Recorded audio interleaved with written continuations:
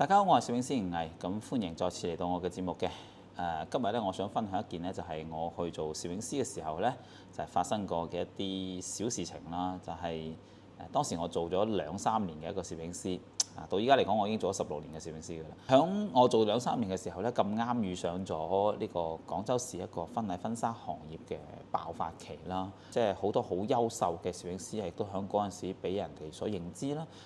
客嘅需求咧，亦都希望可以拍到有一啲特色嘅相，所以有咁啱得咁巧，亦都好好彩啦。就係我係響嗰個時期咧，就有少少名氣，就響至少廣州市呢個圈子範圍裏邊嚇。然後咧，我當時嘅感覺係幾好下嘅，即係多人識咗啊，咁大家之間交流又多咗啊。然後客人咧亦都會比較睇重即係攝影方面嘅嗰個風格啊，咁去認識我哋呢啲人啊。就曾經有一件咁樣嘅事，好好笑嘅就發生咗。因為我一直以嚟嘅一個拍攝理念係，我希望會響一啲真實嘅場景底下去進行拍攝，即係盡量避免響攝影基地啊嗰啲地方去影相啦。因為我一直覺得攝影基地咧係一個臨時嘅，即係一個即係純粹為咗商業去製造出嚟嘅一個場景出嚟。咁響婚禮上面用或者係婚紗上面用咧，我硬係覺得好似欠缺咗一啲嘢咁。就主要係嗰個建築同埋人文風情嘅嗰個持續性，因為攝影基地裏邊嗰啲嘢唔係真嘅，係做出嚟一個景嚟嘅。咁我亦都希望咧，如果係代表住愛情方面嘅一個婚紗相咧，佢係喺一種更加真嘅環境底下咧去進行嘅。即係哪怕嗰個地方以後會俾人拆都好，但係佢起嘅時候咧係基於一種文化同埋人民嘅個需求咧去做出嚟。同埋點解我哋會中意喺一啲教堂嘅地方度影相咧？就係因為即係嗰啲地方通常都已經放咗幾十啊、成幾百年啊，咁多多少少有啲象徵意味喺裏邊嚟啊嘛。我就比較中意嗰種景，所以我好長一段時間都係唔點樣響攝影基地嗰度去影相。其實依家都好少啊。除非話真係有特定嘅需求咁解。我對外宣稱出嚟咧，就係話我唔中意響攝影基地嗰度去影相咁。其他啲識得嘅攝影師咧，亦都就講話係啊，唔嗌佢唔響呢個攝影基地度影相。咁有一日咧，就有一個客人咧，就係打電話過嚟俾我啦。當時係響微博上面做聯繫啦。然後佢問我就話有咩地方好去，即係咩地方好影咁樣。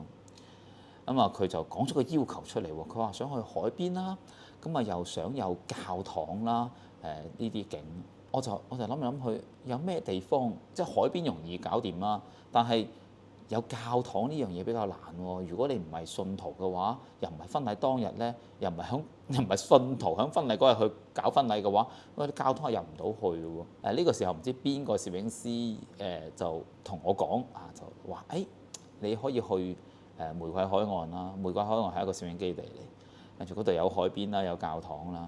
嗰陣時我對攝影基地呢樣嘢個概念就唔係好清晰嘅，所以咧我就去上查咗一下，我以為有啲似一啲公園之類嘅，即係俾你影相嘅公園咁上下一種咁嘅地方啦。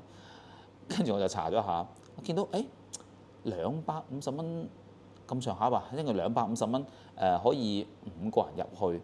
然後就可以任你影。我當時第一個反應就係都 OK 啊，幾好啊，唔錯啊，係嘛？睇咗一下佢啲相，嗰啲相上面就係得景色嘅，睇咗啲景色都還可以吧咁樣，就去。然之後咧就當日咧就係我哋開部車過去啦，去到嘅時候已經係朝頭早嘅差唔多11點鐘咁上下呢個時間。我去到門口嘅時候咧，就已經係覺得有啲唔係幾妥。一車車嘅巴士咧，就係車住好多嘅着住婚紗同埋西裝嘅嗰啲新人會過去啦，係真係完全係唔停咁樣嘅。入到去之後咧，就我不得不講係當時嗰個情景係嚇親我。響一個唔算好長嘅一個沙灘嘅嗰個邊位嗰度咧，就係排列咗係成辣嘅唔同嘅新人就。即係一個蘿蔔一個坑咁樣揼落去，就大家一齊喺嗰度影相㗎啦。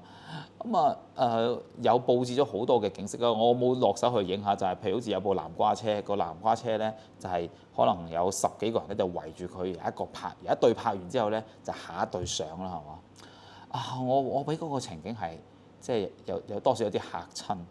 未見過呢咁大陣容嘅嘢。然後咧我就去見縫插針咁去揾位影相啦。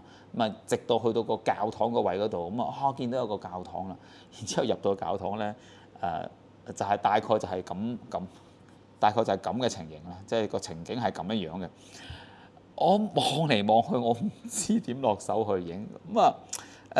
到最後尾咧，我哋就去影咗一啲咁樣嘅相啦嚇。呢張相係響其實唔係喺教堂嘅個本體嗰度影嘅，係佢有一個位係將呢啲落地燈壞咗嘅落地燈咧，就擺放喺嗰度，算係雜物房嘅一個地方嚟啦。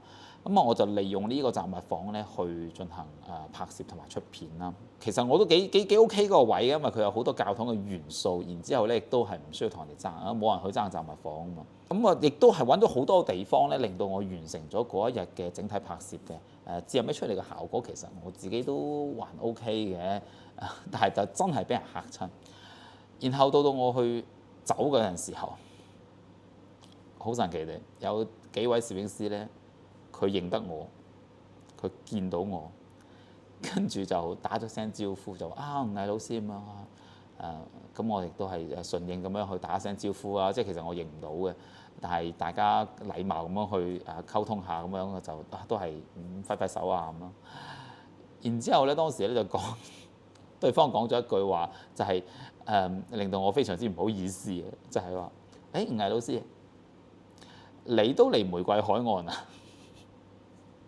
係啦，就係呢一句，你都嚟玫瑰海岸啊！即係潛台詞，即係我諗下個潛台詞應該係你唔係話自己唔去攝影基地嘅咩？你都居然出現喺攝影基地，跟住我就即係覺得好搞笑咁樣，於是咧就係笑下咁樣就過咗去啦。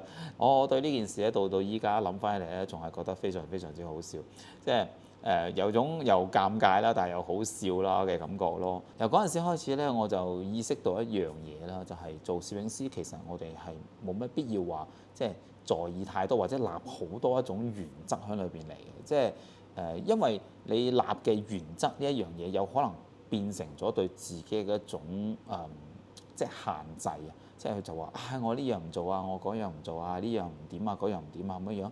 咁但係生活係變化緊㗎嘛，尤其是我哋做影相嘅，我哋會面對住好多種唔同嘅狀況，即係冇邊一種規矩咧係話我必然係唔可以做嘅。即係當然啦，係要合法合理嘅情況底下啦嚇。即係我哋如果自己同自己加好多一啲條件落去咧，去限制嘅話咧，佢可能咧喺某一日裏邊就會變成咗對我哋自己嘅限制。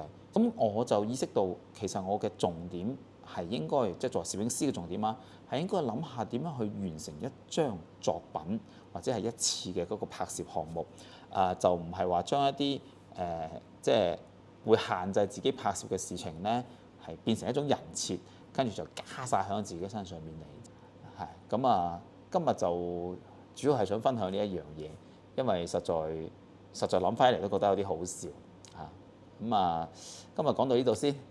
如果大家咧係有啲咩嘢係想討論或者係傾嘅，或者係想去知道下嘅話咧，亦都好歡迎喺呢個評論區嗰度去留言或者咧係可以私信我。